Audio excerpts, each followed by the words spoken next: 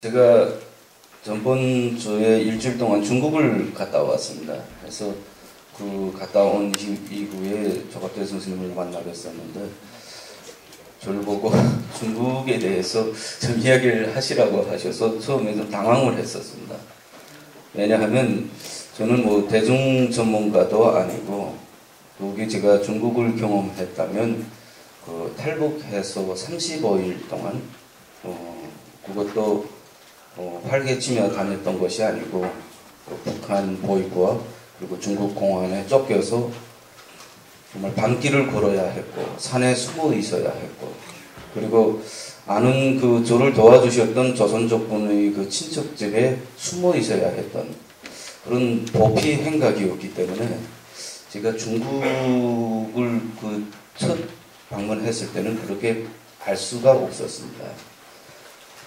그리고 이번에 제가 중국을 그 이후에 6년 만에 중국을 갔던 것도 6일밖에 안 되기 때문에 과연 무엇을 이야기해야 될까 고민이 많았었습니다. 그래서 파워포인트로 어제 이렇게 기획을 해가지고 오늘 나오게 됐던 것입니다.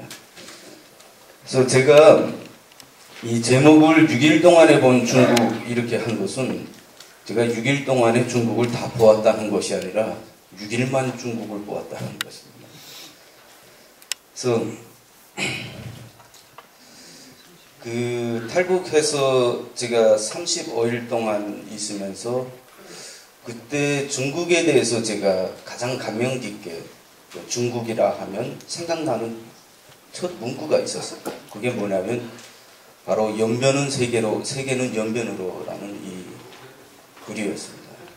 그래서 저는 다 아시겠지만은 북한은 온 나라를 그 모기장을 치자, 그러니까 자본주의 황색바람이 들어오지 못하도록 모기장을 치자 이렇게 주민들에게 세뇌시키는 나라입니다. 그러니까 그렇게 폐쇄됐던 국가에서 살다가 왔기 때문에 저로서는 그 연변의 저 구호가 굉장히 그 감동적이었습니다. 그래서 제가 서울에 온 이후에 이 연변은 세계로, 세계는 연변으로 이것이 중국에만 있는 글인 줄 알았습니다. 그런데 한국에 와보니까 그 어느 시골에 가도 다 세계를 지향하는 저런 문구가 있었어요. 그래서 저는 그 중국으로 탈출해서 35일 동안 체류하다가 그 한국에 들어오게 된 것이 6월 24일 날에 들어왔습니다. 그 전에 그 대한민국 그 용사관에 한 2달 동안 거기에서 체류하다가 6월 24일 날에 들어왔는데 제가 왜 올해 2011년을 제 나이를 대한민국 나이로 7살이라고 하냐면 저는 북한이라는 그 폐쇄국가, 독재국가에서 살다가 전혀 다른 자본주의로 온 지 바로 7살이 됐던 것입니다. 그래서 이런 일도 있었습니다. 제가 그 한국에 와서 그 탈북자들이 대부분 오시면 하나원 가정을 걸칩니다. 그런데 저는 그 하나원에 있지 못하고 그 안가에서 황장엽 선생님 두셨던 그 안가에서 6개월을 있다가 나왔기 때문에 대한민국에 대한 전혀 그 어떤 사회 적응 교육 프로그램 이런 것을 전혀 받지 못하고 나왔었습니다. 그래서 어떤 웃기는 일도 있었냐면 제가 나와서 그 버스를 처음 타봤었습니다. 근데 올라가면서 그 교통카드를 찍고 그리고 내리는데 다른 사람들 보니까 카드를 내릴 때도 다 찍더라고요. 그래서 제가 다른 사람에게 슬쩍 물어봤습니다. 저걸 왜 찍냐?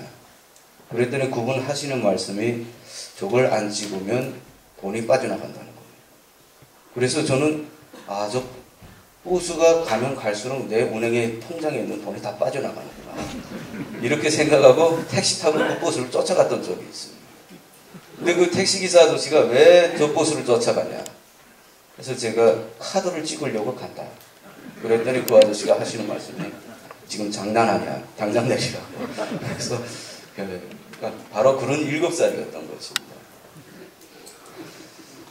그래서 제가 지난번 주에 그 중국을 한번 꼭 가야 되겠다 하고 결심하게 됐던 것은 제가 작년 10월 달에 황장현 선생님이 그 현충원 안장과 관련해서 그 백지연 끝장 토론에 그 찬성 패널로 나갔었습니다. 그래서 그랬다고 해서 제가 해고를 당했습니다. 제가 다니던 국가모전략연구소에 근무를 했었는데, 그래서 저는 자기를 좀 마음을 추스르고, 그리고 그 탈북할 때의 그 두만강 기술의 그 초심으로 좀 돌아가 봐야 되겠다. 그래서 한번 꼭 중국에 가야 되겠다 해서 지난주에 일주일 동안 가게 됐던 것입니다. 그래서 제가 왜 인격에도 국경이 있었다고 썼냐면, 이 중국 공항에 내려서 저에게 가장 큰 감동은 중국에 보고 싶었던 중국에 왔다 이런 흥분보다도 바로 대한민국 여권이었습니다. 그러니까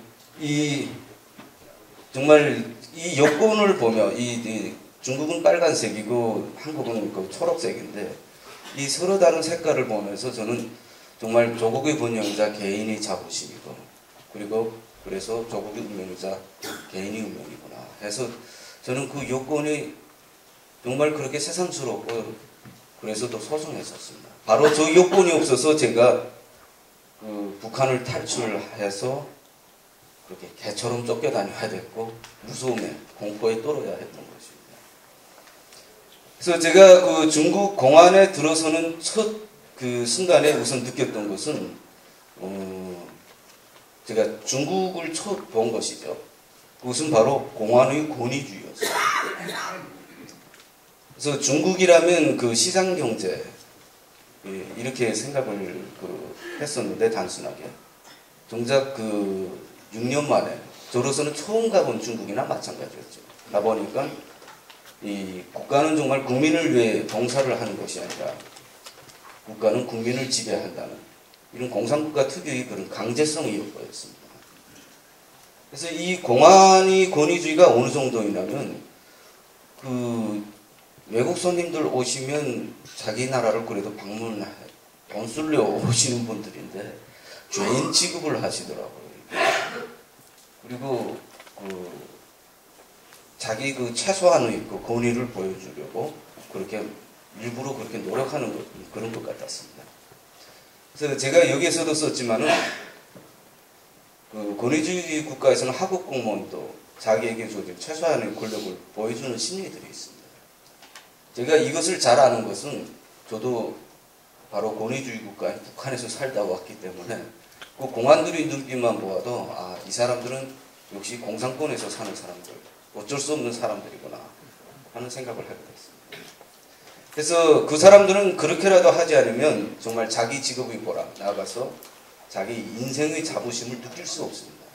이것이 바로 저는 물질 만능보다 못한 바로 권력 만능 사회의 치부라고 저는 그렇게 보겠습니다. 그래서 이 공안이 어느 정도인가 하는 것인데, 제가 그 장춘 쪽으로 아시는 분 차를 타고 장춘 쪽으로 가는데 도저히 그 이정표도 이렇게 명백지 않고 그리고 길을 알 수가 없습니다. 그래서 차를 세워서 공안에게 한번 길을 물어보자 했더니 그 운전하시는 분은 중국에서 그래도 좀 살았기 때문에 그러면 큰병 난다는 거예요. 그래도 물어봐야 되지 않겠냐 해서 물어보자. 그거 물어봤더니 아닐세라 그 공안이 어디다 대고 감히 길을 물어보냐? 네? 하더니 당신 여권 보자고 해서 1시간 동안 그 공안에게 붙잡혀 있다가 제가 나왔던 적이 있습니다. 그래서 이 공안이 이렇다니까, 다시 말해서 권력기관들이 이렇게 권위주의를 주장하다니까 중화 국민들이 일반 생활에서도 이런 권위주의 현상들이 나타나더라고요. 그래서 지금 사진에서 보시면 아시겠지만은 이 중국에서는 이거 식당에 가게 되면, 음식점에 가게 되면 접시를 절대 치워서는 안 됩니다. 먹은 접시를 이렇게 높이 쌓아야지 아주 대단한 것으로 많이 먹는다 이렇게 되고, 그리고 지금 이 음식뿐만이 아니라 이 뒤에 이게 사진을 보게 되면 결혼식 사진입니다. 이게 앞에 차가 계속 결혼 신혼부부들이 타고 있고, 그리고 그 뒤로 벤츠 한 20대 해서 저게 끝이겠구나. 그 뒤로 또 BMW 또 20대 이렇게 그 차량 행렬이 그렇게 대단한 걸 보고 아, 이 사람들은 이것이 단순히 그 과시가 아니라 이렇게 하지 않으면 이 체제에서 생존할 수 없는 그런 특유의 그런 권위주의구나 이런 생각을 하게 됐습니다. 그래서 중국의 그 부자들이 엄청 그 많다고 합니다. 그래서 우리 대한민국 국민 5천만을 합친 것보다 더 많다 이렇게 이야기를 하는데 그 중국 부자들의 집을 보게 되면 정말 성처럼 이렇게 만들어 놓고 살게 됐어요. 그런데 또 이것이 용인된다는 게 또 이제 뒤에 가서도 제가 설명을 좀 드리겠지만요. 그래서 저는 그것을 보면서 이 권력, 다시 말해서 이 일당 공산주의 이 지배하는 이런 권력이 바로 중국 경제와 문명을 억제하는 수갑이다. 저는 이렇게 보았습니다. 그래서 이 사회가 발전할수록 이렇게 양당 체계로 가지 않습니까? 미국 같은 경우에는 뭐 공화당이나 민주당, 또 지금 일본도 뭐 자민당, 민주당 이렇게 가는데 이 공산국가, 일당 독재 국가는 이 권위주의를 없앨래야 없앨 수가 없구나 이런 생각을 하게 됐습니다. 그래서 제가 저를 놀라게 했던 중국이 있었는데 그 첫 번째가 뭐였냐면 바로 이 배려 문화가 없는 것이었어요.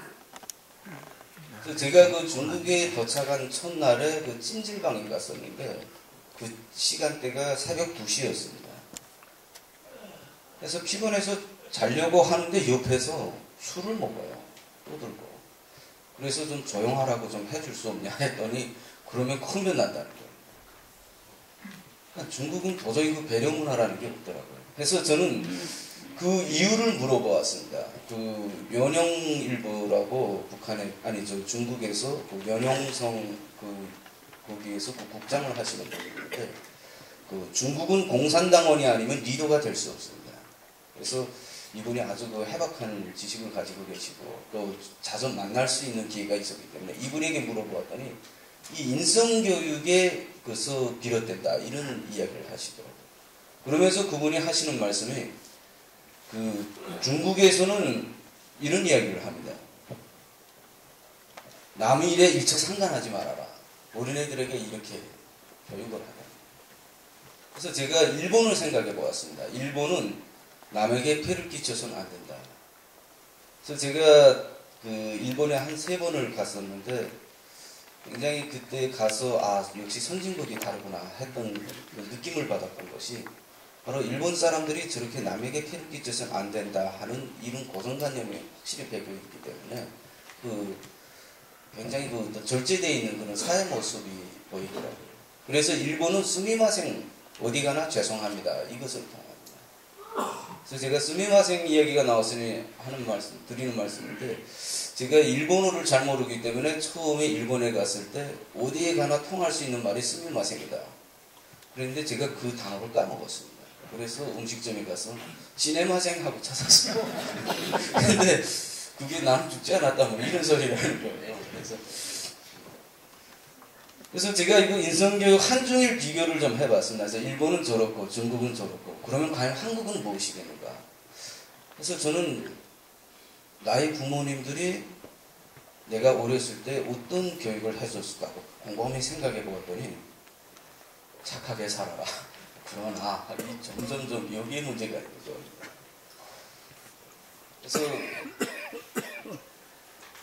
그래서 저는 그 배려 문화가 없는 이유를 제가 곰곰이 생각해 보았습니다. 그래서 그 이유가 우선 인구가 너무 많고 그리고 일가구 일자녀 정책에 의해서 이런 사회적 연대감이 좀 다른 나라에 비해서는 조금 좀 이렇게 좀 희박하지 않나 이렇게 생각하거든요. 그리고 이게 소수민족으로 연대된 이런 것. 그리고 하나 특이했던 것은 왜 배려 문화가 없냐 하고 물어봤더니 그 중국에 계시는 그분이 하신 말씀 기본 원인이 문화대혁명이라고 합니다. 그때 문화대혁명 때 남의 일을 도와주고 관심을 가지고 이렇게 하셨던 분들이 연자제 형태로 그렇게 많이 숙청을 당했다. 그렇기 때문에 바로 이렇다 이런 말씀입니다.